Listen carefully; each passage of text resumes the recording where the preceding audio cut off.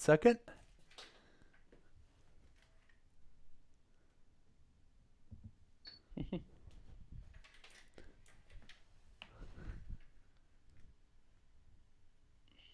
There we go. All right, Jeremy Grant just missed a three, and Mike Conley, who's been fantastic tonight, taking over with Utah down one. Joe Ingles. Porter gets out on him. Interesting that they're going with Porter and Dozier right now rather than Torrey Craig, rather than Monte Morris, who started the game. Yeah, and I mean, the big question here will be whether Denver can get enough stops. Remember that in Game 4, Denver didn't get a stop from 3:11 until the end of the game, and they can score plenty. I mean, we've seen that in this game. Both teams have an offensive rating around 115, but they're going to need at least a couple of stops, and they've gotten some in this fourth quarter and in the third quarter, but it's going to need to be consistent. Gobert ties it at 101. This is by far the best defensive half of the series. Agreed. For Denver in the third quarter. They started off with Jokic further back. They actually caused some problems at the rim, but I think really the individual defenders on the perimeter are doing by far the best job that they've done so far in this series. So interesting to watch, though. The Jazz will surely attack Michael Porter, and then on the other end, Denver has been getting a lot of traction with Jamal Murray going off a screen from the four-man, and that's what they're going to do here. Porter comes in to engage Ingles. They don't want to switch this. Mitchell getting over the screen. Murray goes down. Now Murray attacks down the lane.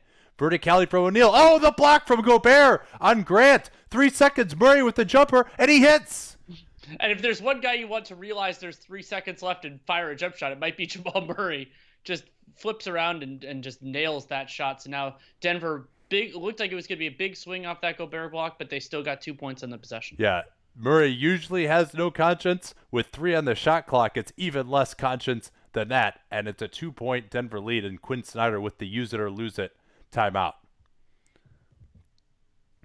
So let's reset now some of the elements that are going to be key in this last 3 minutes or so. Personnel. I think personnel is going to be extremely important here. The Jazz are going with their starting 5, though it's worth noting that Royce O'Neal has 5 fouls and could pick up a 6th.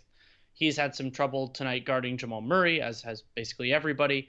And then we already brought it up for Denver. Who closes this game? Millsap and Morris have not been in the closing 5. Instead, it's Porter and Dozier.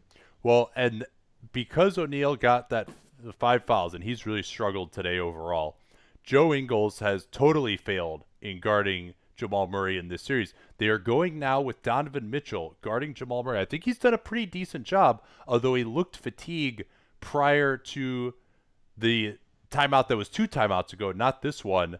And so maybe they want to put Mitchell on Murray. Mitchell, remember, was drafted really as more of a defensive guard and then had such an explosion offensively that he's kind of been hidden in those matchups. But now I think he has the physical tools to stay with Murray, and then maybe Conley can be more of the initiator on the offensive end for the Jazz. 2-point game, but it will be Mitchell bringing it in here for the Utah Jazz. Let's see what they've got. Gobert's going to screen for O'Neal. They want to involve Porter in pick and roll. Here comes Mitchell. They've got O'Neal open, wide open, pass fake, faked himself out of a shot, and he traveled. That was, what a record scratch that was. He was wide open. Shoot the ball.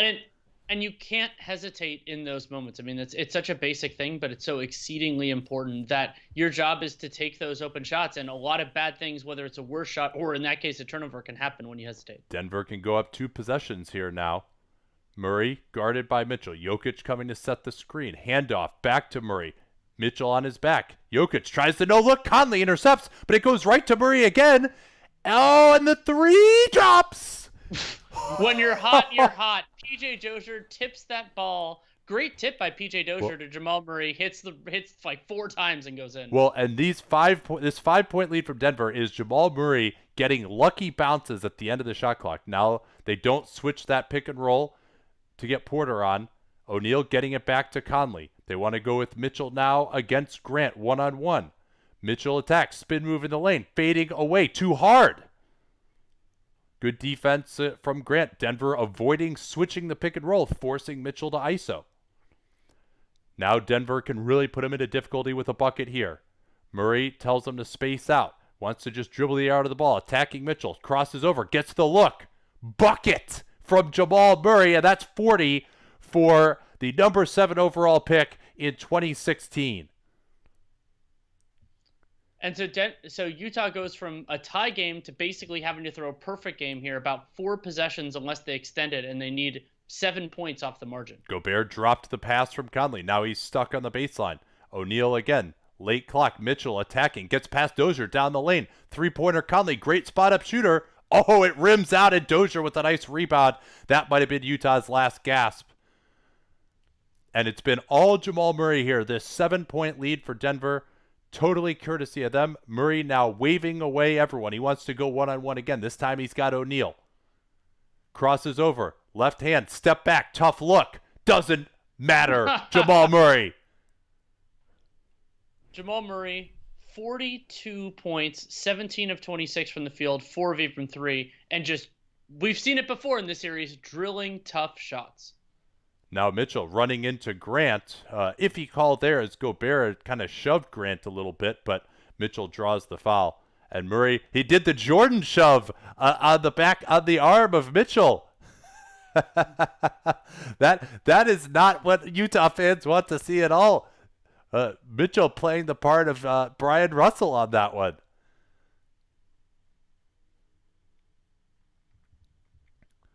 So free throws here for Mitchell.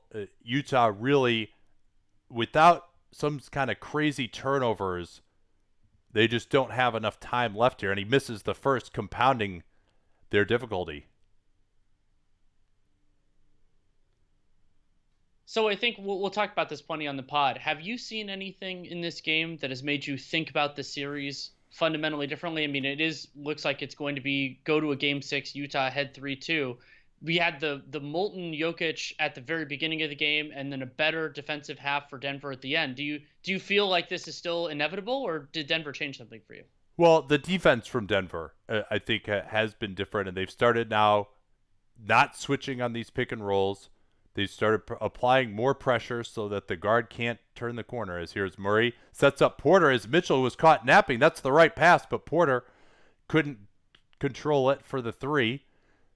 8-point game. Mitchell, Conley, swing it. O'Neal, Ingles is wide open in the corner. That's the shot you don't want to give up, but the Jazz, they've had their chances here. But Mitchell with the steal underneath Gobert, he'll dunk it home. 6-point game, but they're going to have to foul or press here. And Mike Malone with one of the things you don't like, taking the early timeout before you even try to get the ball in bounds in that situation. Yeah, and the Jazz were not pressuring that inbound. They had the Nuggets had 3 guys and the Jazz had 2 there, so they presumably could have gotten it in even with a pass or 2. Yeah, they can't. I do prefer that, just because if you could get it in, and then you could always call a timeout when you move it into the front court and burn a couple seconds. Yeah, if you can get it into a good free throw shooter. Now Malone, I think he felt like the momentum maybe was going against them, so wanted to make sure at this juncture they didn't get a turnover. Get your best free throw shooters in the game. If you do turn it over, at least it's not going to result in an immediate bucket. So defensible, to be sure, but we'll see. You don't want to be with only one timeout and 40 seconds left when they're going to be denying the ball in bounds every single time from here on out. But, I mean, the shot making has really been it. Murray, ridiculous shooting again. I mean, this is the 3rd game out of 5 in this series where he's just been absolutely unstoppable at the end of the game. And then the Jazz, 2 wide open corner threes, one from Ingles, one from Conley, that maybe could have made this a different game. Yeah, and to go through Jamal Murray's shot chart a little bit, 7 of 7 in the restricted area, 4 free throw attempts as well. We can kind of throw that in there. 2 of 4 floater range, 4 of 7 from mid-range, and then 4 of 7 on above the break threes. Only took 1 corner 3 and missed it. Here's your key stat of the game, though, Danny. 7 of 25 from floater range for the Jazz. And they have not, I mean, I think they hit their first 4 out of 7 or something. So they have just been ice cold, and the Nuggets have done a better job as now they get in with an elevator doors play. They're going to just play straight up here, which surprises me. Why not at least trap here? They're going to get the ball back with 20 seconds left in the game, down 6. If not more. Murray attacking O'Neal into the lane, He's got Jokic in the corner. This is wide open, and that'll do it. Good night. We'll see you in Game 6 for that one, but of course we're doing the broadcast for it. But yeah, a really nice win for Denver, especially we've seen this a few times, including in Clippers Mavericks Game 4, which we did for the NBA cast, of looking like a team was on the ropes or pretty much out. Denver trailed by 15 in this game, and then they rallied back, got some big minutes from their stars, get some big scoring, and made the lives got their back. So I mean, what is this, like 33 in the second half for Jamal Murray? Like, it's something like that, yeah. And let me see if I can. I think there are many who would argue that this has been somewhat of a disastrous playoff run. Getting a second win really helps, although again, this is another close game that they've won. The Jazz have largely dominated this series. But for Jamal Murray to have this sort of a series, now granted inconsistent, he's had 2 really bad games, and this Jazz team is not particularly on the guard line a great defensive unit the way they have been in the past. But it's still very encouraging that Jamal Murray, looking like a max player in this series, which he frankly has not since signing that extension. Yeah, and it is 33 points for Jamal Murray in the second half. I don't have the shooting splits. I'll have that for Dunked On, but really dominant performance by him. And remember, Jokic had 21 in the first quarter. Yeah, I made less of that because it was all really just like outside shooting from 3. Yes. Conley will inbound. Jazz line everyone up at the half-court line. Jokic is on the inbounder for some odd reason. They're looking to screen Mitchell open. He'll take the deep 3 and banks it in. Still 6-point game to get in. Oh, and Conley with the deflection. And now they're going to ask for the review here, Danny. This is our least favorite review. Yeah. This one, actually, it wouldn't shock me if it's off Murray. We didn't get a great look at it, obviously. But this is one of those ones where it kind of can be a little bit. So Scott Foster will take a look at this one. But there you go, right? With the inbound. Let's take a look here. No, I think this will be off Conley. Yeah, he continues to push it through there. It hit Murray's hands, and then Conley pushed out and didn't hit Murray again. That is Denver ball. Do you think some sort of rule change has to happen with out of bounds in the last 2 minutes? I think the league just needs to think about out of bounds differently overall, and then have that rule also apply in the last 2 minutes. So when I was trained as a soccer referee, it was the general concept was who was the reason the ball went out of bounds, not necessarily who touched it last. And so if you knock it out, but it happened to graze another person's foot, that didn't matter as much. I think that's a better way to think about it than the way the NBA does it. But I guess the way they do it is reviewable, but we both don't like the way it's administered. All right, it'll remain Denver ball after the banked 3 by Mitchell. Oh, and thank you to Goga Torres for subscribing by Twitch Prime. That's something you could do. Connect your Amazon account and your Twitch account. You can get a subscription for free. Helps us out. And that's going to do it here. The big dunk from Dozier puts them up 3 possessions. And hopefully, oh no, did they say they fouled? They fouled Grant before he got that off. My apologies. Sorry, I thought that was Kevin Durant because of the number. Oh, that's right. Was he the guy who took the KD? Yes, he was. Number 35 in OKC. Like 2 years after KD left, yeah. Well, at least he's been consistent with it. Yeah, it's true. Oh man, this is. You know what else is consistent? Interminable video reviews. Instead of doing that, I was gonna say we can answer questions, but let's preview a little. Let's take a little time because we might go pretty much straight in because of these delays. Let's preview the real main event for us: Clippers Mavericks Game 5. We will have a Game 6, but this is going to be so pivotal for the series.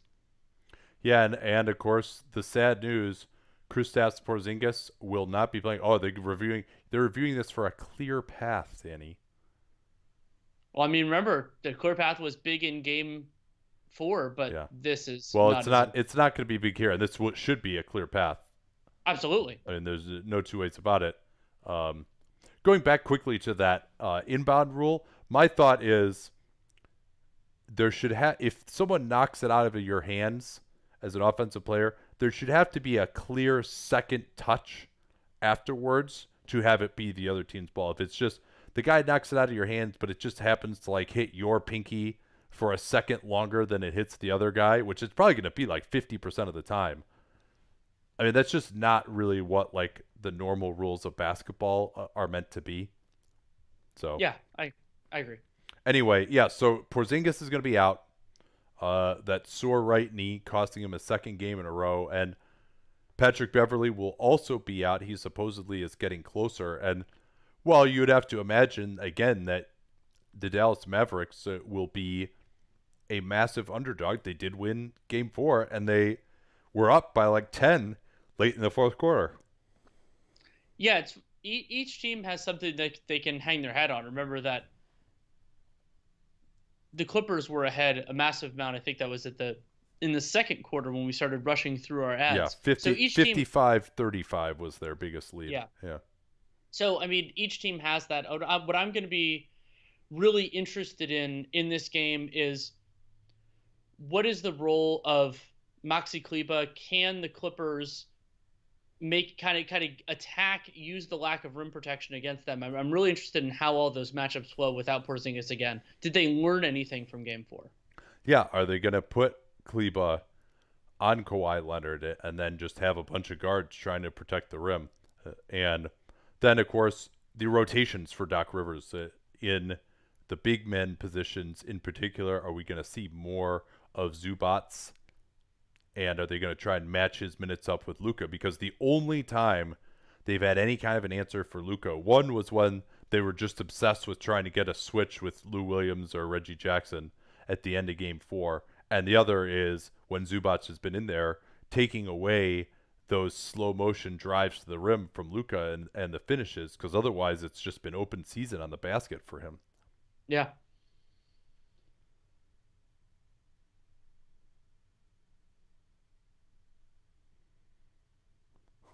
Oh, this is a great stat from Andrew Lopez on Twitter.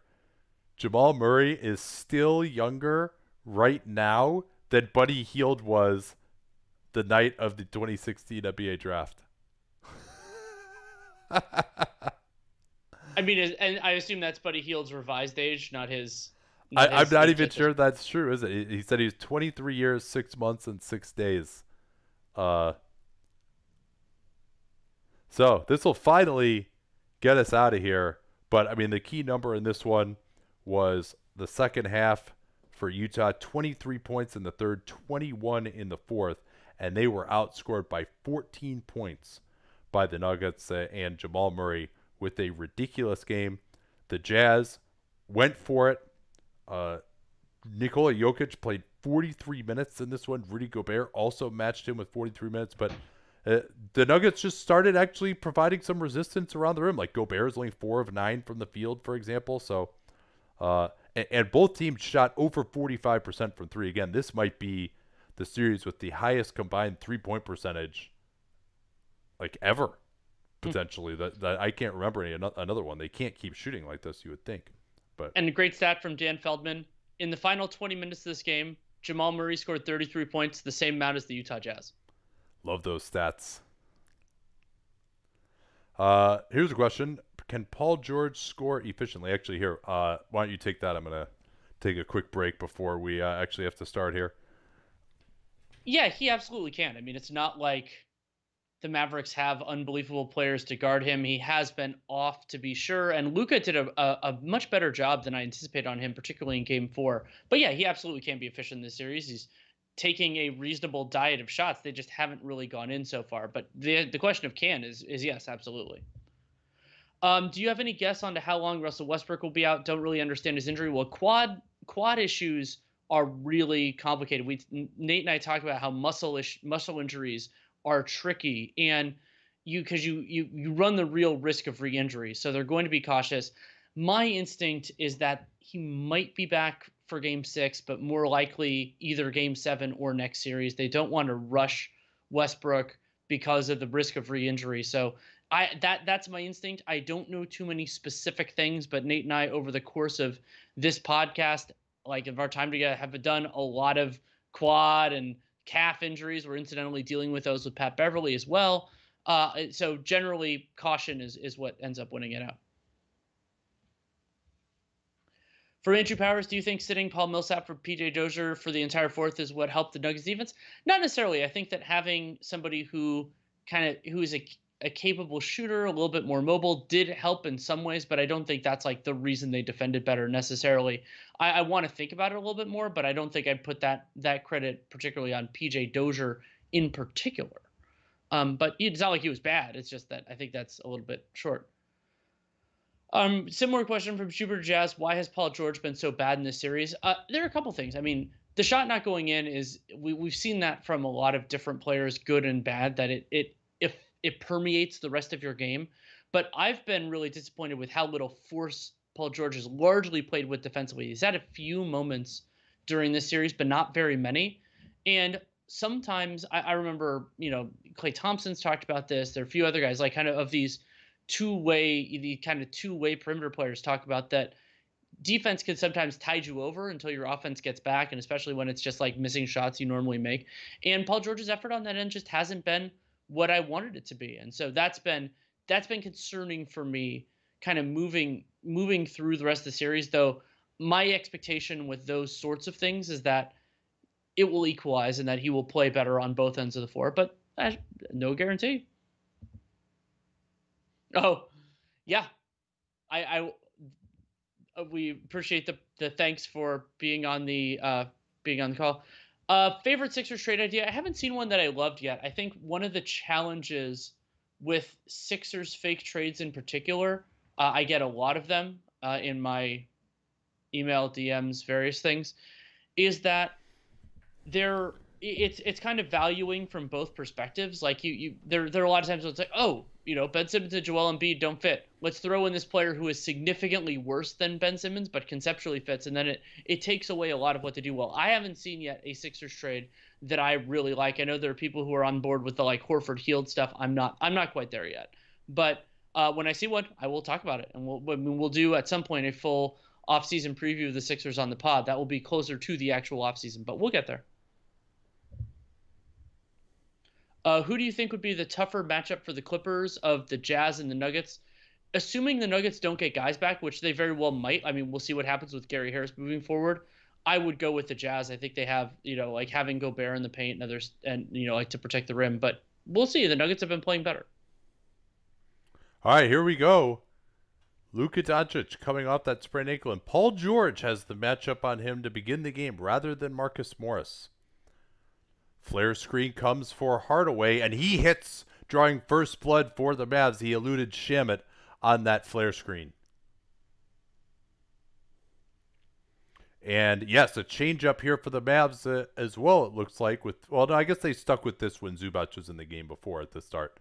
George pushing off on Hardaway, no call, gets the first shot. That's what the Clippers wanted to see. Probably you could have got about, whatever. This is why we have bookies.com. I'm not good with the numbers, but very good odds that the first play would be run for Paul George. And then a pick and pop from Finney-Smith and the support players for the Mavs hitting those first 2 threes. That always can open things up for you later in the game. Yeah, George, it can change. Deep 3 is off. That's not the shot I would want if I were struggling. Morris back to goal against Luka. Luka standing up to him. Goes to the Dirk fade. That's good defense from Luka Doncic. What were you saying before about the Mavs role players?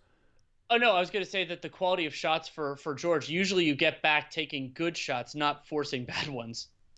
And same thing with like the hot hand type stuff. But that's 3 scoring possessions already for the Mavericks. I believe they've only had 3 trips down the floor. That's correct. And that's the shot, that floater from Luka. That's what's going to be there for him when Zubac is hanging back the lane. Here's Shamet blowing past Luka, and Luka commits the foul. That's probably one that they might want to switch. I guess that's why he's saying my bad, but never great to have Luka getting an early foul. Luka's touch in the lane, floater zone, little push shots, those slow down, arrhythmic drives that so flummox the defense. And, I mean, he shoots amazing as it is to think about, Luka Doncic shoots in the high 70s in the restricted area. And that was something that I found interesting. The piece that Kevin Pelton and Tim McMahon did today at ESPN was about how the similarity scores for Luka, the most similar things, it's not young LeBron, it's current LeBron. And parts of that actually make sense. They're not the same player, but where they succeed and kind of what makes them special are somewhat similar. Yeah, I still haven't had a chance to read that one yet. Luka off the screen. Same play that ran a couple times ago. Now he's got Zubac. Let's see if they try and switch Zubac off of him. Then he goes to the step back on him. I mean, that's not good enough, though, from Luka. Like, he didn't even really have his feet set on the step back. And now we always see it, Danny, although Zubac blew the layup. He's fouled from behind. We always see it. Big man contest the jumper, run the floor. And I think may have become a point here at which, like, analytics guys are going to have to look at that of, especially if you take a jump shot with a big switch onto you and then you don't have a big back, like, either you got to figure out a way to prevent them from getting that pass out, or you got to kind of consider in that of, that's another advantage of switching if you're the defense, that you can get that quick play offensively. And Zubac misses the first, but I feel like he's going to be an important part of this because we didn't see it on that floater, but Zubac has been a deterrent for Luka around the basket in a way that Montrezl Harrell absolutely has not been, which is why I've advocated for Harrell to not be on the floor when Luka's on the floor. Here's a little token pressure from the Clips. Interesting. Oh, and Luka just beat that, but his pass was a little off to Hardaway. Tim Hardaway doesn't care, though. He's shooting it. Nope. And 11-5 in favor of Dallas. I think they've only had one unfruitful possession so far. Yeah, that was the Luka step back. Here's Morris, closed on by Kleba. Nice pass underneath, and Zubac with the finish. Marcus Morris, not known for his passing, but he dimed up the big center that time. And Kleba not being there, guarding another man, made it a little easier for him to get a position around the rim. So this is something we really need to watch, Danny, is the shooting struggles of Maxi Kleba, as that pass from George led to Zubac just a little too much. He had the right idea. Now here's Luka. Hardaway closed down by George nicely. That George is a great closeout man. Now Luka off the Kleba screen into the mid-range. Gets Morris on his back. Oh, and nice screen there from Kleba on Zubac. He did the Gortat to screen him off, and Luka read it perfectly.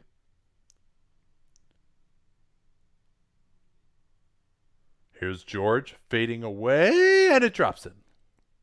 And now George 2 of 3, I believe, from the field, and the one he missed was a tough 3, but that was a tough shot too. Well, I like that it's a 15-footer instead of a 19-footer. Sure.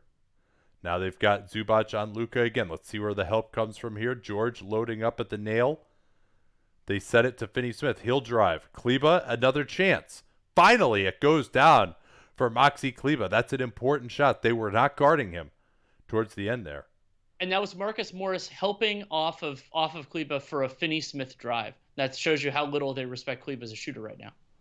They force Leonard away from the screen. He gets his first look, and that's just easy money for Kawhi Leonard. Kleba tried to switch onto him late to no avail. Not a lot of defense in this series. Oh, the back door, but Shamet got there. Luka actually a little bit too late on that pass. Hardaway did well to get back on Leonard, but now he's got a problem at the nail.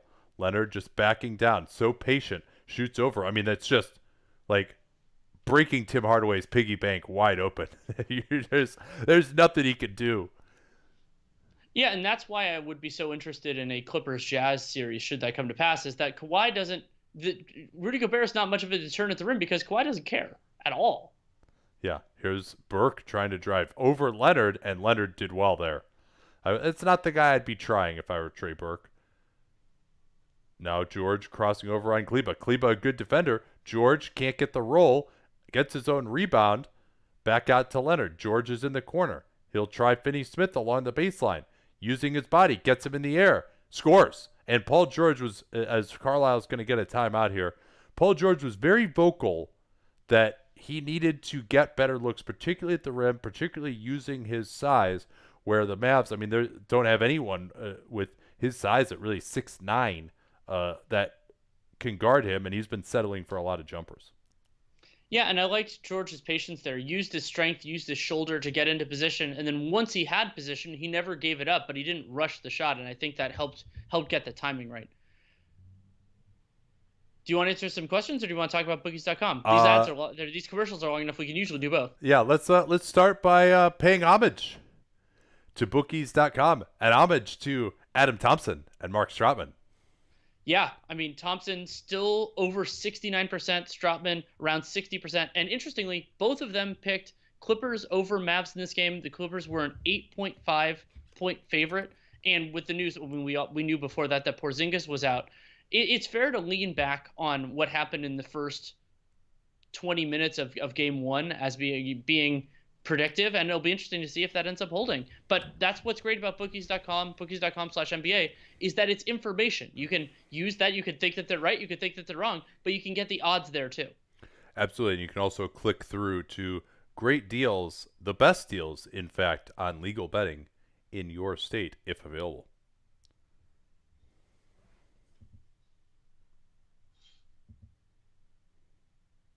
Best Mavs defender for Kawhi Leonard. It has been Maxi Kleber. I believe that. Now, there are some challenges. I wouldn't use Kleber in these non-Porzingis circumstances because of the spillover effects and you go into some doubles. But if we're talking individual best chance to defend Kawhi, it's Maxi Kleber. Yeah, and a lot of people have said, poor Maxi Kleber, you can't stop him. I think he hasn't given Kawhi problems, but I think he's held up okay, right? Like, if I'm Rick Carlisle, I'm not sending help immediately when it's given. Maybe you say, all right, once Kawhi gets into the lane or he gets within 15 feet, then maybe at that point you come with the double. But if Kleba at least isn't getting physically overwhelmed, Kawhi's not just like blowing by him every time. But I mean, they really don't have anyone else at all. Like Finney Smith is way too small. From Glenn Simonson, for all the deserved flack that Terry Stotts has received, isn't Neil O'Shea the bigger problem that should be addressed first?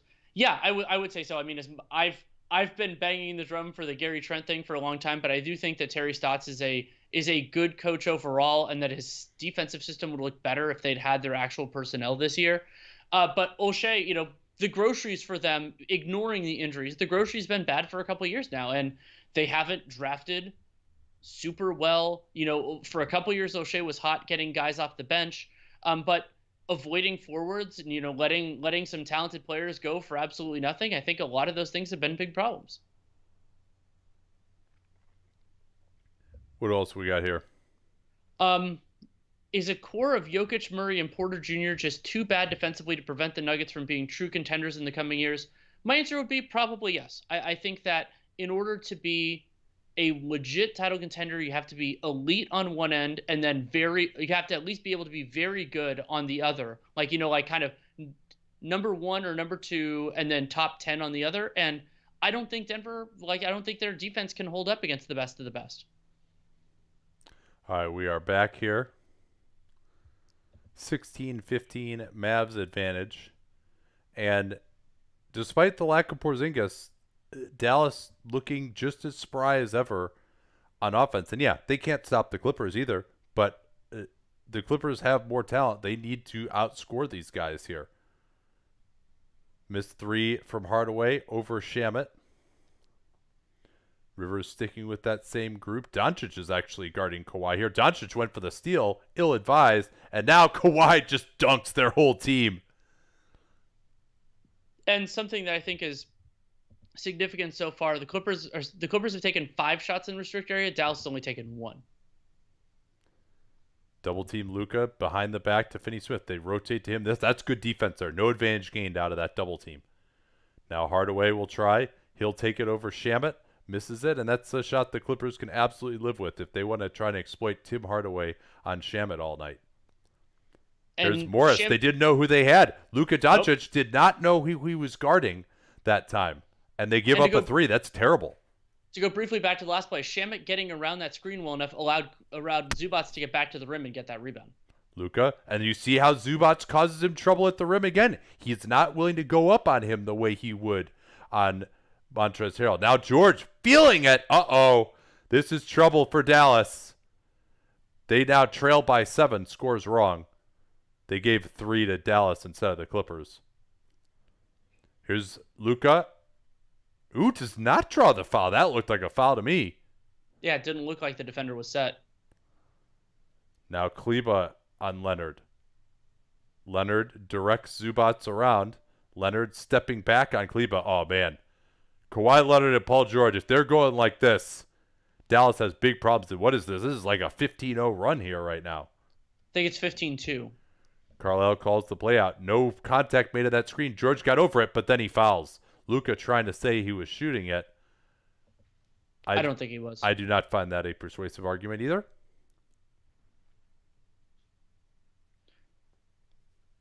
So yeah, it looks like it was 16-9. So it is a 16-0 run for the Clippers.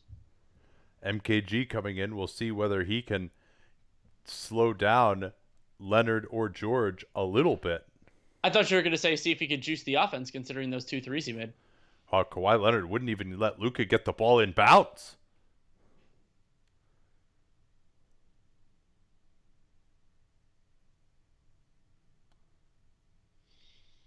Luka off 2 screens, attacking Morris into the mid-range. Has to take the short jumper. And no, I think they got him for a walk. Yeah, he traveled, dragged the left pivot foot. Good call.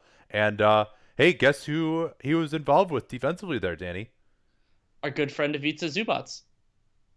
Not Mike Muscala. Shamet pressured by Seth Curry, who's come on. They're going to try and get Kawhi off a Zubats screen. MKG trying to get into him. Kawhi just waits for the screen to clear. Attacks. Just goes right through him. Into the lane. Easy hook, and it drops again. And is this foul before the shot? What do we got here? Maybe that's an and one. Didn't really see much contact on the shot. Let's see if we can check it. Yeah, he got him afterwards. Got him on the hook shot. That's got to feel tough though, as Michael Kidd-Gilchrist, when Kawhi Leonard can just bash into you with his forearm over and over, knock you backwards, and then you tap him on the wrist and you get called for a foul. Yeah. I mean, that is the correct call because Kawhi is not fully extending that arm. So the Clippers 19-0 run. Here's Luka trying to drive.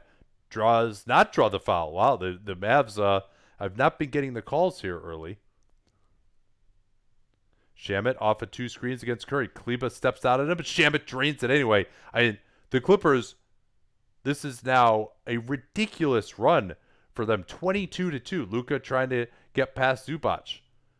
Swings it out. Kleba. Good rotation from Morris. Shamet gets out there. Beautiful move from him. Defensively, he was all the way over in the lane, and then he got there to take it away from Curry. The Clippers' offensive rating, remember, they didn't hit a ton of shots in the very beginning of the quarter. Total offensive rating for the game so far, 194.1. That's pretty good. Pretty good. Here's Leonard curling into the lane on Kleba again. Sneaks around him. Left-handed finish, a rarity for Kawhi. Ugh. And the Mavs, less than 0 answers right now. Well, I was thinking about the last time we rushed through bookies.com ads in this series. But the Clippers look absolutely fantastic so far. Let's not do one right now, but let's answer some questions. Yeah, 194 offensive rating is what the Clippers are up to. And they're actually, I mean, defensively, with Zubac on the floor, again, they look better. I mean, I think that's been a big part of it. They've forced some turnovers as well. But clearly, I mean, Kawhi Leonard and Paul George cannot be stopped right now.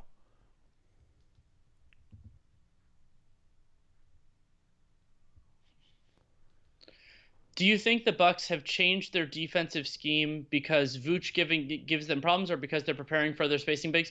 No, I think it's specific now, but you do want to get some reps in because this is not the only series that the Bucks will play with a 4 spacing big. Now we'll see what lineups Miami goes with. They can do some stuff with Kelly Olynyk, though. I think we'll see plenty of Bam in that series.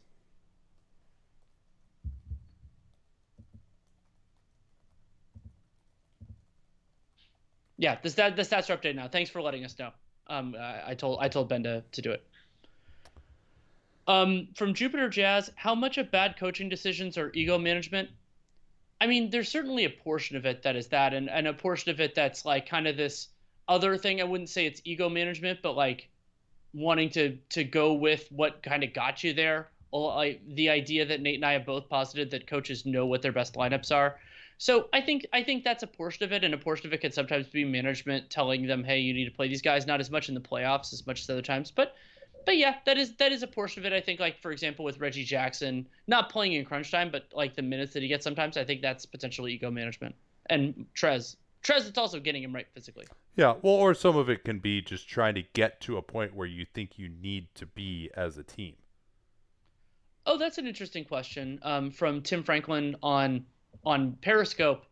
The top four in the West next season, if the status quo mostly holds. So we'll say no significant injuries and none of those teams significantly change it. So I think of the Lakers as a better regular season team than the Clippers, because if LeBron doesn't want to obsessively load manage, then they're going to be damn good, and the Clippers just don't have that idea. I'll go Lakers, Clippers, Warriors as the three, and then I think the Nuggets are a really good regular season team. I don't see any particular reason why they wouldn't be in that mix. So I would probably have them as the 4 seed and pick them to lose in the first round, depending on who gets the 5. Yeah, Houston will presumably be heard from as well in Dallas. that. Yeah, I mean Dallas, like they, obviously, particularly with the Warriors, much remains to be seen about how these rosters are going to look next year.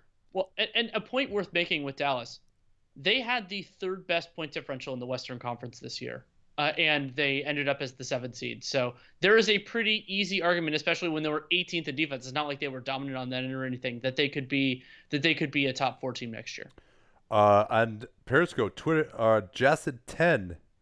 Have you ever realized how difficult it is for a point guard to be the best player on a championship team? Yes, absolutely. I have for at least a point guard sized guy, and I talked about that on today's special for subscribers only Dunked on Prime episode with Anthony Slater, comparing Damian Lillard and Steph Curry. Yeah, that's something we talked about in the appreciating Steph Curry, and especially that 15-16 season, was how unusual it was. Here's Doncic off the screen. Zubac way out on the floor. They try to get Curry curling. Shamet stayed with him well. MKG is wide open. They are now able to hide Zubac on MKG because he's not as good of a shooter. And Shamet, he's a much better defender off the ball, as we saw there on Curry, and as he proved last year in the playoffs, guarding his brother.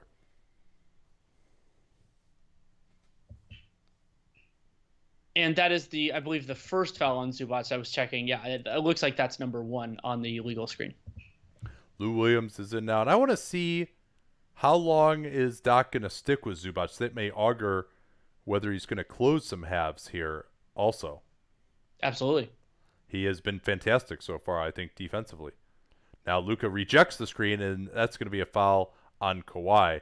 So the Clippers are not messing around with the matchups anymore. They started with George, then it was Leonard guarding Luka Doncic, and I think you can have Leonard on Luka more, and they may even change it up like possession by possession on a lot of these, knowing what play they're running. Here's Doncic against Morris. They're giving him a different look now. MKG tried to slip the screen. Help comes over from Jackson on the weak side. MKG has to take a step back. And this quarter is the first time in a long time that they've actually looked decent stopping these guys. And now Leonard just goes through the arm of Doncic. Terrible discipline, and that'll be a shooting foul. Well, and something I loved about that double from the Clippers was MKG was setting the screen. If you're not challenging Luka to make the pass, you're challenging MKG to make the shot or a good decision in the corner, and they were right. They bet correctly on that. And assessing the viability of the screener is a really important part of those, and that's part of why the doubles on Lillard when Whiteside's in the game are very different from when Nurkic is in the game. And Kawhi misses a free throw.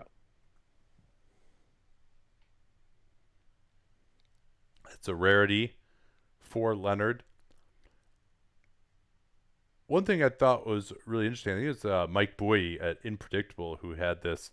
If you watch the way Leonard shoots it, like he had this graph based or these diagrams based on tracking data as he misses 2 free throws, showing, and now he's going to get a 3 to make up for it and misses that too.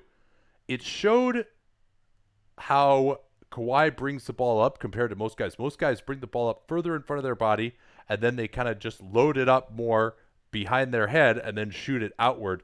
Kawhi just goes straight up in front of his body. Like, he doesn't bring it up in front of his body nearly as much on his shot. His shot was really kind of just like built by the Spurs in that way because he's not a natural shooter.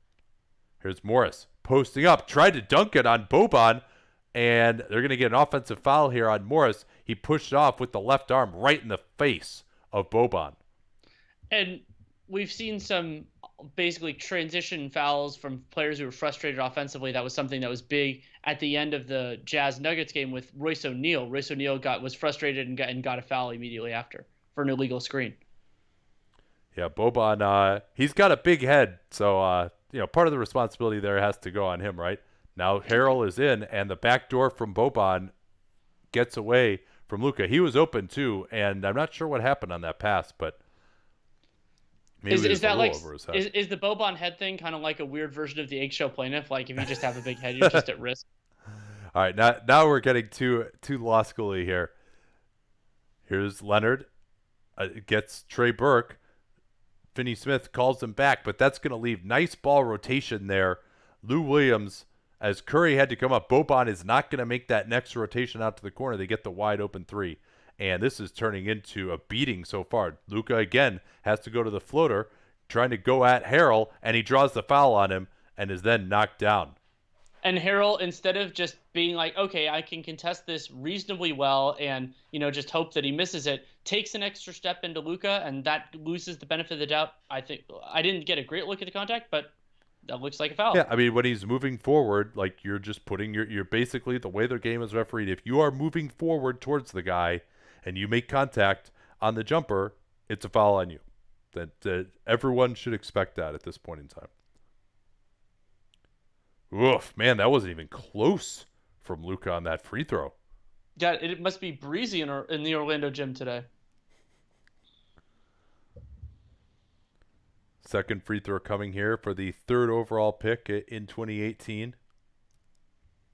Oh, do you happen to remember who went in front of him in the draft? Because I'm having some trouble recalling that. So are Kings and Suns fans.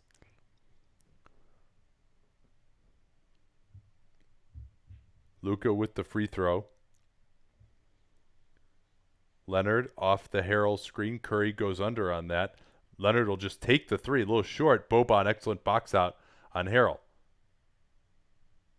Luka looking to attack Jackson. He waves Boban away. He wants to go at him. Double team comes from Lou Williams. Luka goes into the lane. Three from Finney-Smith is open. A little short, though. Finney-Smith getting his own rebound. Oh, it's going to be a charge here, right? On Reggie Jackson. No, I'm sorry. It was Harrell who drew it. Reggie Jackson is down, though. He's potentially asking for some assistance here. Yeah, I didn't exactly see what the contact was. He's holding his head. I hope he's okay. Yeah, back of his head. Let's see if we can catch what happens to him here. So, yeah, did Luka elbow him in the back of the head? Is that what happened?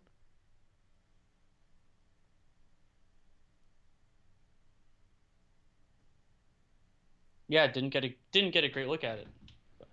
Yeah, well, hopefully Jackson is okay. He Yeah. I mean, when you get hit in the back of the head like that and you're down, you have to imagine we could have some issues. Let's hit some questions, though.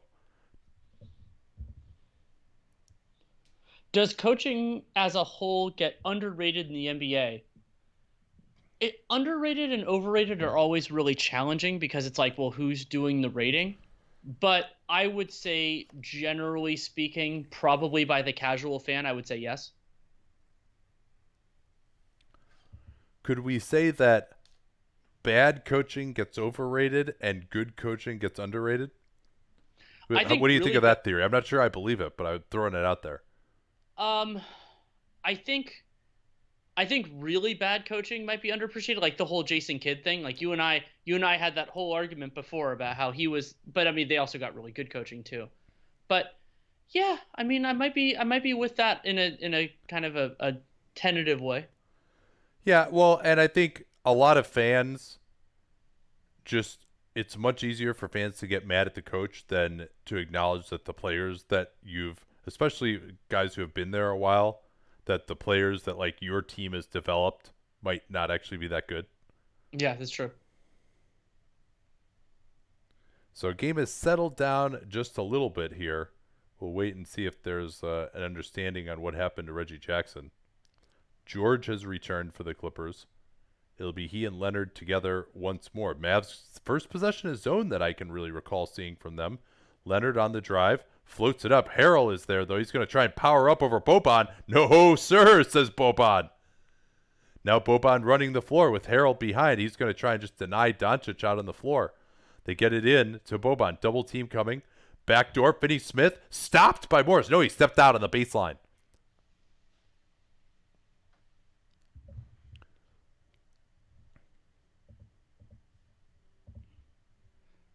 My feed is being a little wonky, so I will comment when I can, but it seems like it's coming back. 15-point game. They're back to the zone again here. Lou Williams on the drive. George in the corner, picked up by Finney-Smith. This looks like pretty much just a straight 2-3 at this point in time. Lou Williams crossing up on Curry. Help comes from Burke. That leaves Morris open. Good rotation there from Lou Williams. And you see the dilemma for Doncic. The guy to watch here is the baseline guy in the 2-3. Does he come up to the wing to take away that three, then potentially opening up the corner, or are they just going to get open on that? Here's Boban across the lane, and they're going to get Harrell again. That'll be his second. And I didn't get a great look at it there, but it didn't seem like there was a ton of contact by Harrell on Boban. I can't say I agree. He gets two hands in his back as he's trying to roll across the lane. Yeah, the second hand. That's right. Yeah, I missed it on the first watch as well. Yeah, Boban is such an interesting player, primarily to me because of his touch. Usually that player type, as we've seen, does not have that incredibly soft touch. He's an excellent free throw shooter. He's got range on that hook shot out to about 14 feet, which is like pretty far for a lot of guys. And then he's also not as good of a rim protector as you would expect for someone his size. Usually guys like him, going back to like a Mark Eaton or a Manute Bol, like George Mirasan, those guys, as he misses the second free throw, have really been more defensive players and struggled on offense, whereas Boban is somewhat the opposite. Yeah, that's very true. And I think it's that his instincts defensively aren't strong. 10-second differential here. They want to have Morris set the screen for Lou. Now they send it to the corner. George over Doncic. Here's Morris keeping it alive to Leonard. And do they want to get the last shot here? No, they just want to get a layup from Kawhi Leonard going right at Boban. And again, you see Boban not really able to move well enough to get in front and contest those kind of plays. Now it's Doncic against George. He's looking for the step back. That is out there. Not close. And yeah, he made that shot over Reggie Jackson to end game 4. But I think with 5 seconds to go, you try to be more aggressive with that. You have that in your back pocket. Try for something else first. Yeah, and no two ways about it. This is not a great quarter for Luka. Yeah, he had 9 points and 2 assists, but it was just not as easy for him and the Mavs. After that initial 16-point jag, they really struggled in the quarter. Only 6 points in the last 7 minutes of the quarter. Yeah, overall, Dallas had an 84.6 offensive rating, but I think it's time to tell them about our friends at bookies.com. They're a great fit because we give you insight, news, and analysis with the NBA cast. We, of course, do that with Dunked On as well. And what we're not good at is turning that knowledge into what bookies.com can do. And so that's why they're good partners. You go to bookies.com/NBA and they have live odds on a single page. You don't have to go look at a bunch of different places. You can see it there. And if you're over 21, do that. You can also get the best online sign-up deals anywhere on the internet. Yeah, absolutely. That's fantastic. They got expert picks. Their in-game stuff is really good too because you don't have to keep refreshing the page. It auto refreshes so you can see the latest odds and spreads even during the game right there at bookies.com. Follow them on Twitter as well at bookies.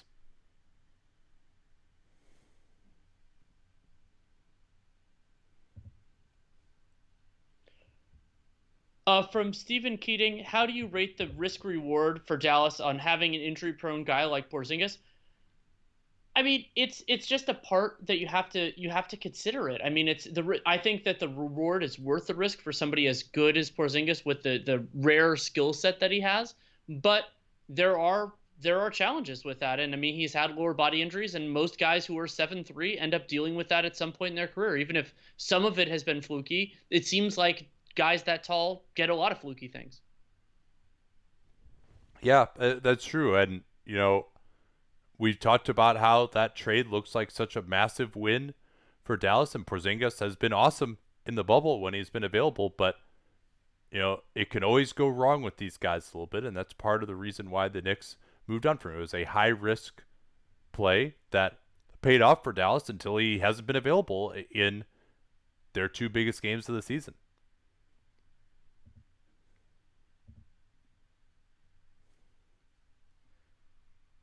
From White Squall 7, are the four coaches with rings in these playoffs the best four coaches? If not, where does Brad Stevens rank in that mix? So the four coaches with rings, Spo, Doc, Nurse. Yeah, Pop, who am I forgetting? Yeah, because Pop and Kerr are not in it. Yeah, who are we forgetting? Ty Lue isn't in these playoffs. Except as an assistant. I mean, he's on Doc's bench. Yeah. Oh, Carlisle. Yes, of course. Thank you. Yeah. So yeah, I would say, I think Stevens is a better regular season coach than Doc. I like Doc more than you do. I'm trying to remember based on because you had Stevens. I like third? Doc a lot too. I have him like right in my top tier or my second tier. I had Nurse top tier, and then I think I had pretty much all the mentioned guys there in my next group. So I wouldn't say there's a significant difference. So is this Terrence Mann we're going to get a look at here for the Clippers? Yeah, I think that is. Yeah, with Reggie Jackson out, they're going to go a little deeper into the bench. Mann, the problem with him is you don't really need to guard him. Now here's Dalen Wright getting a quick steal. He'll go right at Williams. Williams contested him well, and then Kleba couldn't get the rebound. Great save from Harrell, who's starting to bring more energy, but taken away. Mann lost it to Burke. That's not a great start for the rookie in the rotation. Burke off the screen.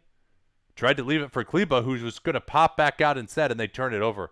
No, he saved it. They said his foot didn't touch it. I'm not sure Kleba's foot was in bounds when he tapped that out. So it's Boban and Kleba together, and then Burke with a nice pass underneath, and Boban is hit from behind by Green.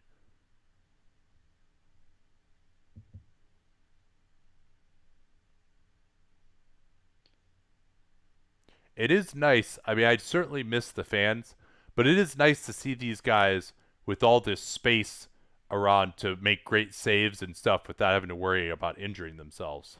Especially on the baseline, the falls aren't nearly as dangerous. I'm very happy about that, and I wish they could use that moving forward. Baseline more so, like the sideline stuff, yeah, I do that, but where it's just camera people, I think the league needs to make a revision. Yeah, well, and people don't really hurt themselves running into the crowd. Like, people are soft. The cameras are hard. And also, like, the people are, like, sitting down. Like, it's hard to sprain your ankle on those people. Lou Williams missing it. Wright looking to push it. His role has been truncated in this series. They want to come off the screen from Boban.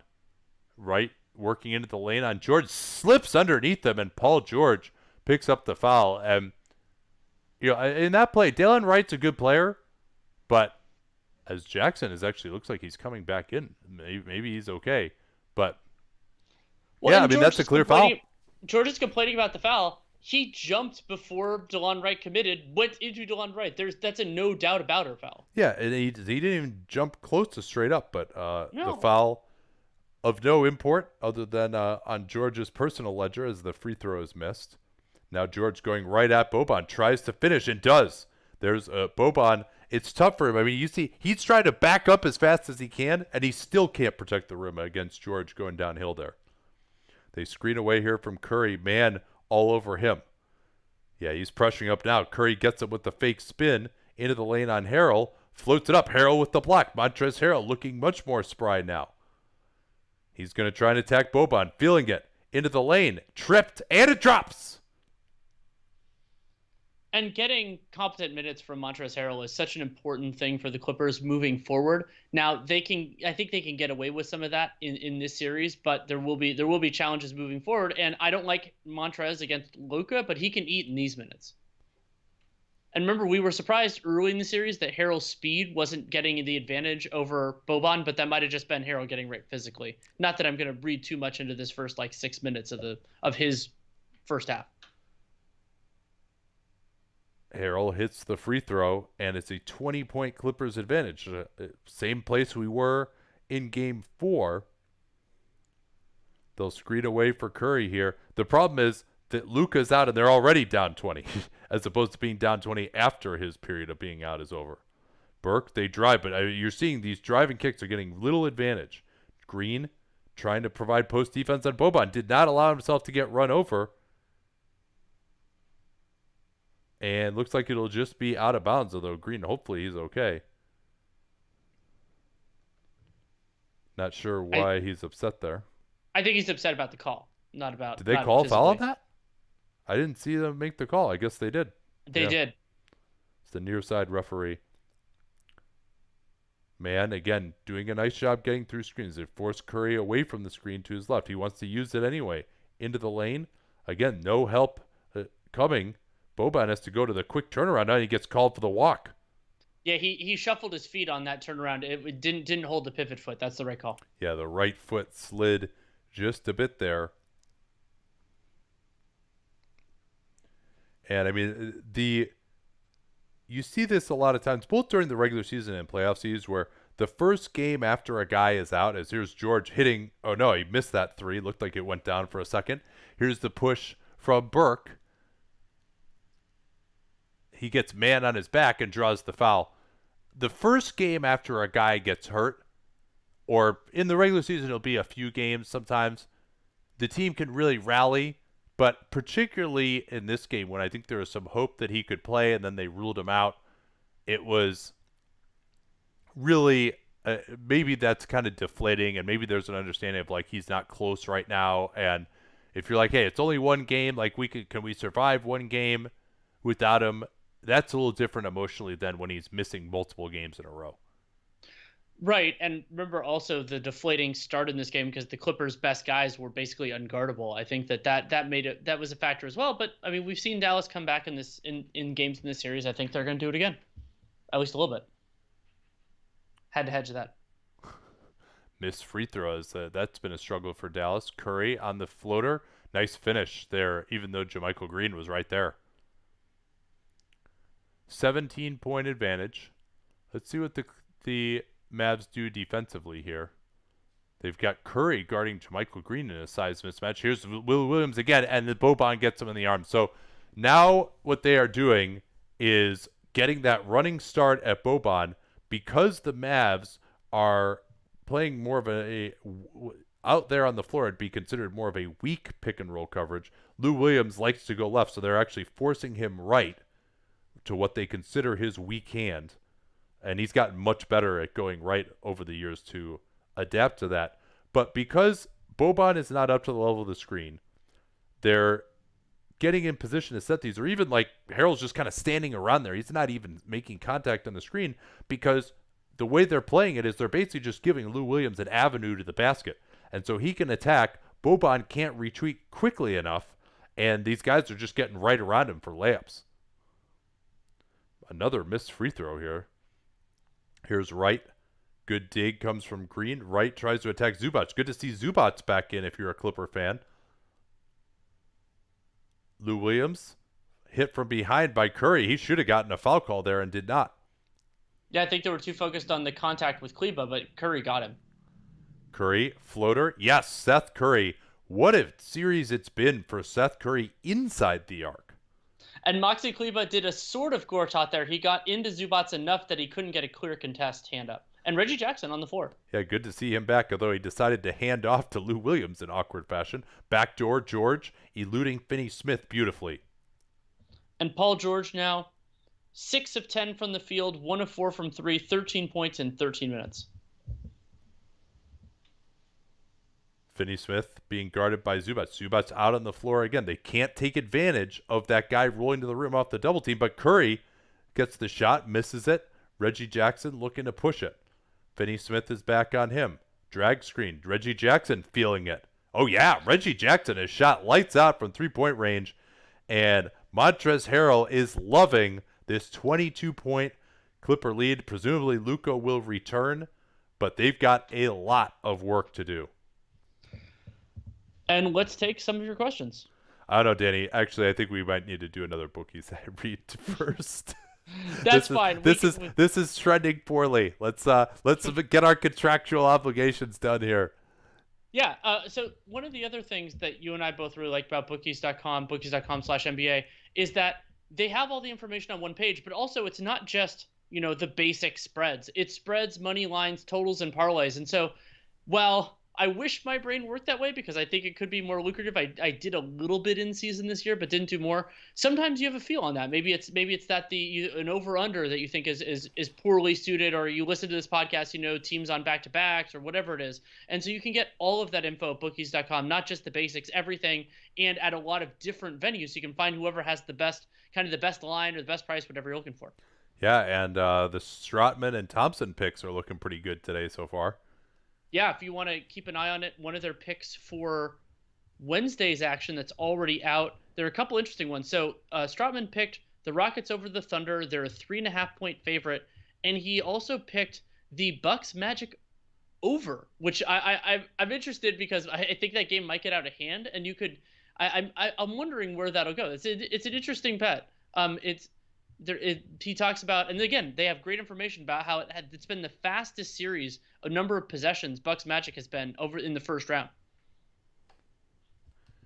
All right, let's hit some of those questions. Who do you think is the best trash talker in the league? Is it Patrick Beverley? Is it Draymond?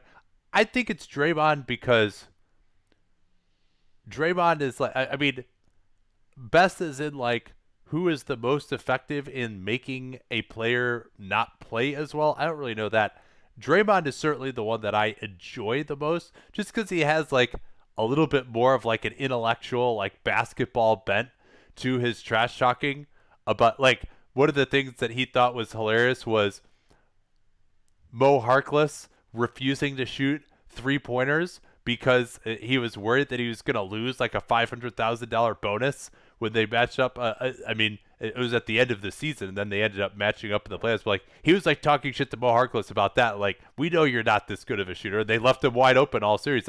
That kind of stuff I really, really appreciate. So he would probably be my guy. And Draymond can do the straight up hurtful stuff like the Draymond Paul Pierce thing. I thought that would, that sort of thing. But again, we don't get access to all of it. It'd be fun to ask players that, and I've never really asked players about that too much. Yeah. Off the record, you probably get more there. Oh, of course. Should the Knicks move up to 3 to get LaMelo? If they can do it at a reasonable cost, then it's not like the Knicks are an asset-rich team. Then, yeah, I think they probably should. I'm also not sure that LaMelo Ball will be there at 3, considering both of us have him as the number 1 prospect. Granted, the number 1 prospect fell to number 3 a couple of years ago, so who knows? Well, yeah, it just doesn't seem like he's a Warriors kind of guy. He's a Steve Kerr kind of guy. I think Steve Kerr is. This is not based on any inside information. This is just based on just kind of what I know about Steve Kerr generally. I think he's going to think that Melo is too much of a hot dog, too much dribbling, pick and roll guy, doesn't fit in his system, questionable shooter. Wiseman is the guy who would fit the most with their guys immediately. But, that, in my opinion, isn't what they should be drafting for. All right, we're back here. They want to screen away for Hardaway. Hardaway comes off it. Good job by Jackson, and that's a long contested, too. It does go down, but the way the Clippers are scoring, you're not beating the LA Clippers with a steady diet of that shot. Leonard remaining on the bench. So Luka's still out here, even after 4 minutes. And it wouldn't shock me as here's a 3 from George in the corner. That's just another fantastic shot from Paul George. He was shooting it well in the bubble early on. Yeah. Everyone. The quotes were that it's kind of mental for him. Here's Hardaway again, and they're gonna get JaMychal Green on the loose ball foul as Kleba was fighting for inside position. Yeah, JaMychal Green just straight up shoved him, and that's the 3rd foul on Green, so could potentially be shorten his night significantly, though there might be some garbage time for him in this one. Well, if they keep fouling, it's going to lengthen our night significantly because they're already in the bonus. That's true. And I didn't even do my riff about early fouls in the second quarter. Well, there wasn't time. They fouled. They got the bonus too quickly. You couldn't even get there. The lesson, I have to do that early. Maxi Kleber, a fantastic find for this Dallas Mavericks scouting staff. His athleticism was really something that has surprised me in particular. His ability to move his feet, protect the rim, really impressive stuff. Leonard has returned. He's guarded now by Finney-Smith. Kleber has the matchup against Zubac. They want to get Shamek going on some off-ball screens. Back to Leonard. He blows by Finney-Smith, drops it off. Morris eluding Doncic, who just returned. Morris for the mid-ranger. Excellent box out by Finney-Smith on Zubac, who's a good offensive rebounder. And a nice job by Luka coming back and getting a kind of a rear view contest on Morris's shot. I think it affected Morris. Yeah, there's the double team. If you can get Luka going backwards on these plays, they do get that long two from Burke. But if you can get Luka going backwards on these plays, it's harder for him to throw those incisive passes. Here's George. Oh, man, he's got it going now, Danny.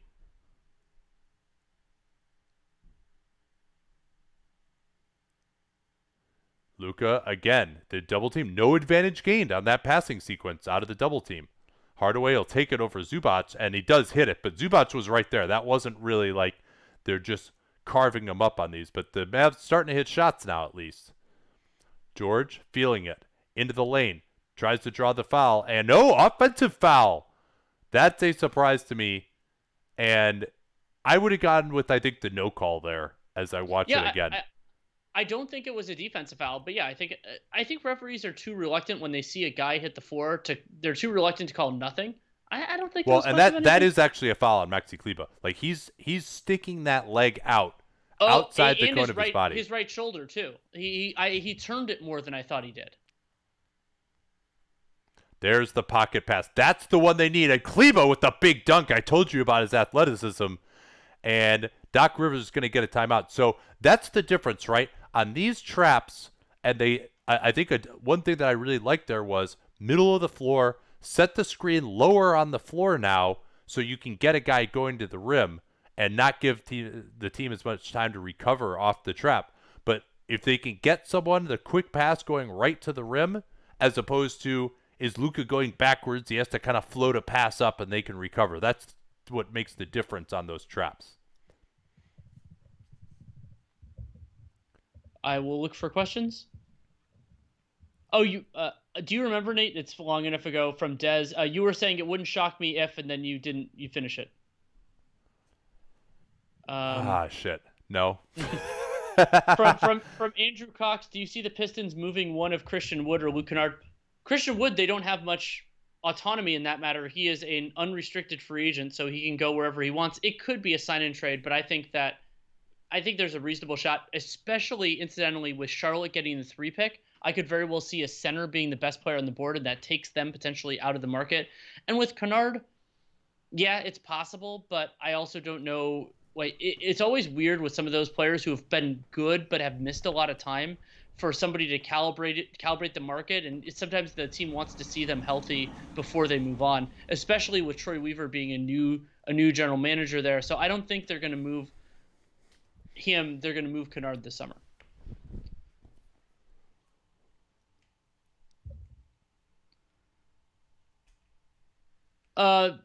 Let's see. There's people discussing a Knicks Hornets trade. I will not get into that. I don't know if I was going to say it wouldn't shock me, but going back to that Knicks suggestion, would one of the Dallas picks be enough to move up from 8 to 3? I don't think so. Those picks are, I mean, we know Dallas is a really good team now. I just said earlier they were 6th in point differential. I don't think a late first. Now, and the other real challenge for the Knicks is they've drafted so poorly, they don't really have good sweeteners. It's not like rolling the dice on Dennis Smith or Frank Ntilikina is worth that much either, especially with both those guys so close to restricted free agency. And like Alonzo Trier didn't work out, and a lot of, I mean, granted, I think Trier will be a free agent this year anyway, but like, yeah, the Knicks do not have much of those like small sweeteners, and they traded all their like second round picks. I mean, it's only to 2021, but they traded all those seconds before, so that's another thing they don't have. Would you include Mitchell Robinson in such a trade? Assuming LaMelo is there. Ugh, I mean, I really like Mitchell Robinson. My instinct is no, but I'm on the fence. I do like LaMelo quite a bit, but I don't think he's like a number one in a good class. I think he's more like a top 5 pick in a good class. So that's a lot to give up. Though Mitchell Robinson probably almost about to be properly paid. Yeah, that's going to be interesting. How about I mean this will never happen, but would you include RJ Barrett in such a trade? I would. I would, yeah. I like Robinson better than Barrett. I think I've said that a couple times before. Now Barrett, he's shown some signs, but the archetype of him, of a guy who's ball dominant because he can't shoot very well and is not a great defender, like those guys, it's really hard for them to be as good as like DeRozan has been, for example. Harrell trying to post up, and then Leonard with the drive, and yet another foul, and it drops. Yeah, so that pushes it back up to an 18-point margin, and unless Kawhi misses another free throw, it's going to go up to 19. Yeah, nice ATO there, but getting the ball into Kawhi Leonard's hands. I mean, he and Paul George have just been absolutely unstoppable. This has been the vision that they had when they put this team together, when they traded the entire farm, essentially, to get these guys. Just about every single possible asset they had that they could trade. I guess Shamet was really the only one who wasn't involved there. And Kawhi missed another free throw. That's 1 for 4, I believe. So let's see how Luka looks here. He's going to try and get going. They're going to trap him again here. No, they don't. They actually have Harrell drop back, and now Luka can get into the lane. Oh, Kleba, he ran into his own man. Harrell shoved Kleba into Luka. Here's Shamet for his open three in the corner, and it rattles in. So quickly, the Clippers restoring order. 5 quick points to push it back to 21. Pick and roll again. Are they giving Luka him? drawing it. Oh, no, it's too early, they say. The foul is too early. Yeah, I think he hadn't gotten into a shooting motion. I think that's the right I think that's the right call. I want to see it again. They're showing too much. I think okay. Yeah, I think it was before the shooting motion, personally. I mean, in my opinion, they should always err on the side of making that a non-shooting foul. Though, of course, in the bonus, you get a couple of free throws, but that's not doing Luka Doncic a ton of good.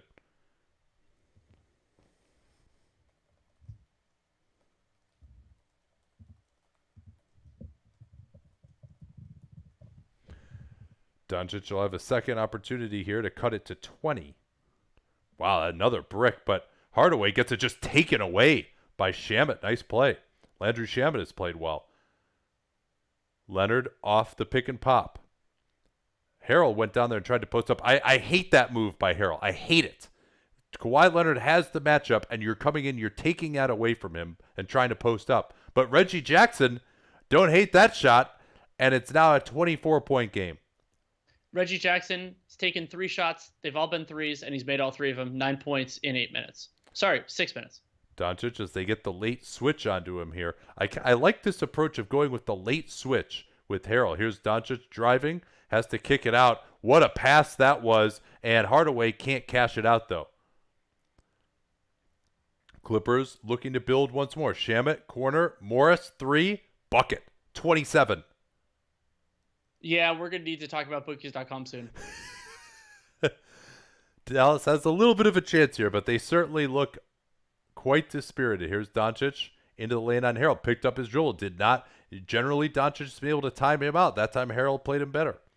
Doncic wants it back. Blows by Harrell that time. And that's all. He missed that. Kleba on the glass, and he'll score easily. That all happens, Danny, because Harrell is not in position when Doncic catches the ball. He's got to be close out and be there when he catches it, because otherwise that shot fake, you're like, oh shit, and you got to fly at him, and then he just blows by you. Leonard, spin move into the lane. No choice but to foul once more for Finney-Smith. But hey, if you keep shooting 25% from the line, that'll work out. Would you agree with me that Kawhi Leonard looks like the best player in the playoffs so far? Yes, I would. I mean, especially because like LeBron had a big game or a big first half yesterday, but I don't think he's been at that level. And Giannis, it's been a kind of a weird series with the Magic. I'm gonna kind of keep a close eye on him in the next round. But yeah, if I were to think about it, I think Kawhi's been the best player so far. Yeah, And we Kawhi haven't Leonard. even Yeah, seen him activate defensively all the time, but when he's been there, he's been amazing. yeah. It's 19 points, 8 of 11 from the field for Leonard. 8 of 9 from 2-point range, and a game best plus 25.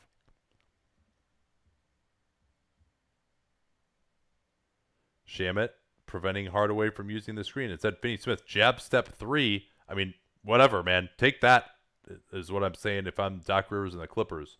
Here's Zubac trying to get that deep post up off the contest again, but the pass was too low from Reggie Jackson. Burke on the drive. Another nice contest by the Clippers in transition. They can push it back up. Shamit off the dribble. Looking for Leonard. Leonard trying to just get it at the nail against Finney Smith. 12 on the clock. Boxes and elbows for the Mavs. Leonard will just shoot it over him. That's the first time they've even hit remotely gotten a stop on Leonard from 2-point range. Back to the goal for Doncic, trying to work into Jackson. Corner, Finney Smith is open. Late close from Leonard is to no avail. 24-point game. I like Doncic going back to goal and forcing help there. That's where he's at his best. Leonard into the lane again. I mean, this is just a layup for him, but he actually missed it, shockingly. 2 straight misses for Kawhi. Doncic has Jackson, just breaks his ankles with the crossover, but he hasn't had the touch on that floater. Doncic continuing to complain with the refs. Now he's well behind the play. They're going to give up a wide open corner 3 here because of Doncic, and they miss it. Right back, Zubac. Oh, he's collared. I'll see if they take a look at that one. Yeah, and I think the league should get more aggressive about those kind of plays because it's not Hardaway didn't make a real play on the ball. Looking at the first time, I'll see it again, Yeah. but I think the league should crack Well, a down on good that job more. by Hardaway not getting his arm up around the neck of Zubac. That could have triggered a review. It was more around his chest, so not much you can do around that one. Luka has an expressive face when it comes to these injuries, and he's going to get teed up.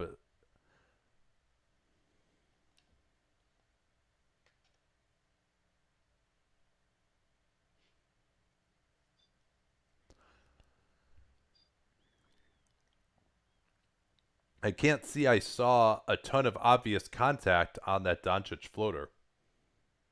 Yeah, I didn't either. It might have been an accumulation of stuff.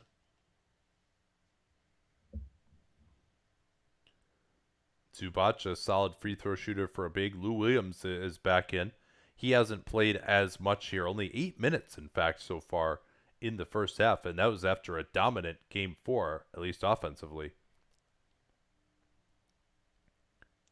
And so, even though it was just a foul on a shot, this could end up being a 3-point possession for the Clippers if Zubac can make this, and that's tough for the. I mean, it's a single technical in a 25-point game, but still. Yeah, another key so far is Leonard is going to take a quick break here. Trey Burke and Seth Curry have combined 7 points, and Paul George has 18. Those guys, Burke and Curry, had really flummoxed the Mavs so far.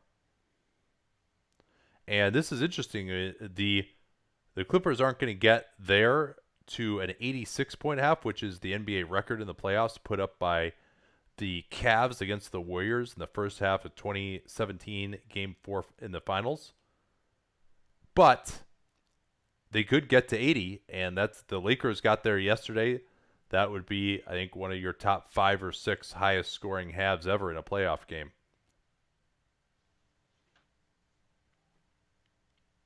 Zubac's hitting the second free throw. Leonard is on 2 fouls. George is on 3. So, and Leonard is actually still in. My apologies. Here's Doncic. No look pass to Kleba. Closed down, though, by Leonard. Hardaway has to go for another mid-ranger. He does hit it over Lou Williams. And Hardaway can hit those shots, but if you think about the diet that both of these teams are living with, the Clippers are just getting much better shots, especially if you account for who's taking Well, them. in the distribution of shots for the Mavs, I mean, what have they gotten at the rim? Very little so far, it seems like. Here's Kawhi off the screen. I mean, it's so money right now. And maybe they got to think about going with Kleba and Kawhi again, although Kleba can't get through a screen either. That's kind of his problem. Luka gets it tipped away from behind, but Lou Williams with the foul, and it'll be free throws for Doncic. He's got to actually hit some, though. Here's the split so far. Dallas, 5 shots in the restricted area, 12 shots from floater range, 4 of 12 from that area, 4 of 5 restricted. Yeah, and that's the Zubats effect in a lot of ways. But they also, I mean, their rotations have been a lot sharper. They're not giving up these blow-bys on closeouts either.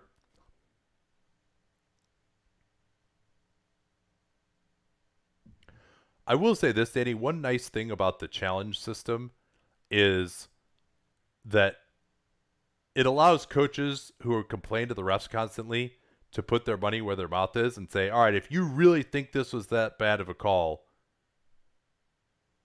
you can just make a challenge here. Marcus Morris getting involved with Luka again. No Kristaps Porzingis to get thrown out of the game this time, though.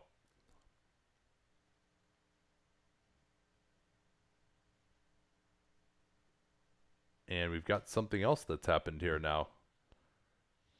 We'll see if we can do a quick question. Do you guys think the talk of a weak draft has gone overboard and people are undervaluing the top 1 to 3 picks? I don't understand. It's always hard when you say people. Like I think that we'll see what happens in terms of trade value, but they're significantly worse than in prior years. Like Nate and I, after we had LaMelo number 1, we went through that exercise of how would you compare him to previous, point guard prospects, and so we went through that. But this is not a strong top 3, but we'll have to see if the rubber meets the road in terms of what a pick is traded for. Kevin Pelton's vaunted trade value chart. So 25-point game. And this is a critical minute here to see whether we are going to stick around for the second half or not. Lou Williams, good defense switching out by Kleba. Morris will attack Finney-Smith. Finney-Smith knocks it away. Morris will have to gun it up. And nice box out by Luka and Zubats underneath. Luka now attacking. Zubats, great job showing his hands and not fouling, but that leaves Kleba open for the 3. Kleba not close. Finney-Smith keeps it alive. Great tip out to Hardaway. Here's Curry. Gets past Shamet. His 3 is way short. Yeah, and there the Clippers the Mavericks got Lou for 1, Danny. No, he didn't. Wow, I can't believe it. What is wrong with Lou Williams? Is that the same guy? He didn't go for the Lou for 1? Instead, he'll play some pick and roll. Double team comes from Kleba. Nice job there. Jackson has to fire, and he's way short. They got a worse shot, I'm sure, than they would have on the Lou for 1, and Doncic will have a chance to end the half with a bucket. He's guarded by Morris. They've got Leonard and George out of the game. Double team comes here, and Doncic, he timed up Zubac perfectly, and he's going to get 2 free throws. Great job by Doncic. That was a very Chris Paul-like play there of just not even really trying to get anywhere that's going to give you a chance to do something, but just seeing the direction that Zubac was going, knowing he couldn't stop his momentum, and just going to a spot where he had no hope but to foul. And that is only Zubac's second. We don't necessarily think that's going to be super impactful, but worth noting all the same. 3.4 left, so probably not enough for the Clippers to really get anything good. Another missed free throw for Luka. Harrell will gun it from three-quarter court, and that's well short. So 24-point game, and my vote would be let's do a bookies.com read, and then maybe we'll call it if it gets tied or something in the second half. Maybe we'll come back, but and we'll take a few questions. Obviously, we're not gonna do the ad and then immediately sign off. That would be a little ridiculous. No, that would be. So let's go to one of the other picks that Mark Strawman already has for Wednesday. Rockets Thunder over. It's set at 225.5. He brought up that 3 of the 4 games in the series so far have gone over. I think overtime has also helped in that consequence. But it's I think that's a really interesting one. I'm wondering where that game is going to go. Of course, we will spend a lot of time talking about it for Dunked On, and that's something I love about bookies.com. You get all that information in one place. So whether it's money lines or parlays or over unders, you can get that. And if you think you know what you want to do, then you can look at their comparisons, which are live updating, and you can get it at the best place possible if you're over 21. Yeah. You want to look up the halftime line quickly while I answer this question from Rob McIntyre, which If I can figure out how to, I will. we got it last time, right? We should Danny, their site is very easy to navigate. It is very easy to use. I am a bad navigator. That is the flaw here. But Rob asks, in hindsight, would the Clips have been better off trading roughly the same package for AD? Well, the problem is AD didn't want to go there. AD wanted to go to the Lakers, so you wouldn't do that for a guy who would just leave afterwards. And also, the Clippers didn't know for sure that they were going to get Kawhi Leonard as well. I mean, remember that they really made that trade for both Kawhi and PG because Kawhi wasn't going to come there without PG. Now, you could have gambled on AD, certainly, but the ultimate thing was that he wanted to be with the Lakers. If I'm reading it correctly, it's Clippers -8 in the second half is what I'm seeing, but I'm not 100% sure that I'm reading this. I mean, that's so -8 just in the second half or -8 overall. Let me look. I'm trying to figure this out. I'm terrible at reading gambling websites. This is why we direct you guys to bookies.com and you can use their information. I'll take another question though in the meantime. Let's see here. Do you guys think the talk of a weak draft has gone overboard now and people are undervaluing the top 1 to 3 picks, says Andrew Cox? I generally think that the talk of a weak draft goes a little overboard now, and there's some regression in the mean there. We certainly have seen a number of times where that call has been wrong. Generally, though, that call is not wrong about the top guys. I think actually it's more likely it's wrong when people are calling it a great draft. That's where I think it actually goes wrong more often, right? But if you've got, say, 2013 draft, right?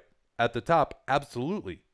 I mean, Otto Porter, number 3, Oladipo, number 2, but he kind of came out of nowhere in the end. Like, he was not really a typical number 2 pick, except for that one season that he had. Obviously, Anthony Bennett was a disaster. Cody Zeller, Nerlens wasn't really any good in the end. But, hey, you got Rudy Gobert and Giannis Antetokounmpo there. That's 2 All-NBA players out of that draft. They just came at 15 and 27.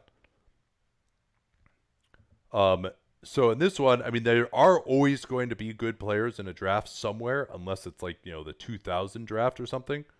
But I think sometimes when you're talking about a good draft, a lot of times you're talking about the top 5, top 10. And yeah, I haven't seen anyone that I'm like, I think LaMelo to me is like a legitimate top 5 pick in a normal situation.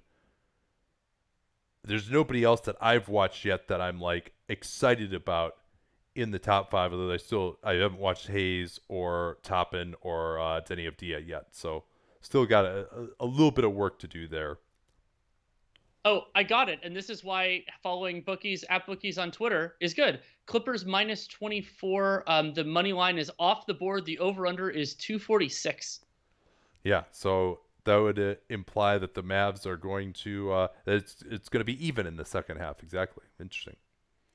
Well, if that is any kind of a predictor, then we're not going to have much to watch in the second half. But I am going to keep an eye on it. If it gets like sustained close, I at least will fire it back up. I don't know if I can ask Danny to do that necessarily, but I promise you I will at least come back if it gets to be tied. But we'd rather save our energy to just keep doing more of these rather than waste it trying to come up with stuff to talk about in a blowout. So apologies for that, but I think we're going to sign off here. And thanks so much for watching. Don't forget you can sign up for dunkedon.supportingcast.fm. And if you are in difficult financial circumstances, you can email us at dunkedonprime@gmail.com, and just tell us about your situation in a couple of sentences, and we'll hook you up with the special pricing that'll be available monthly as of September 8th. Thanks again for joining us, and we'll talk to y'all tomorrow for OKC and the Rockets. Can't wait for that. Till then.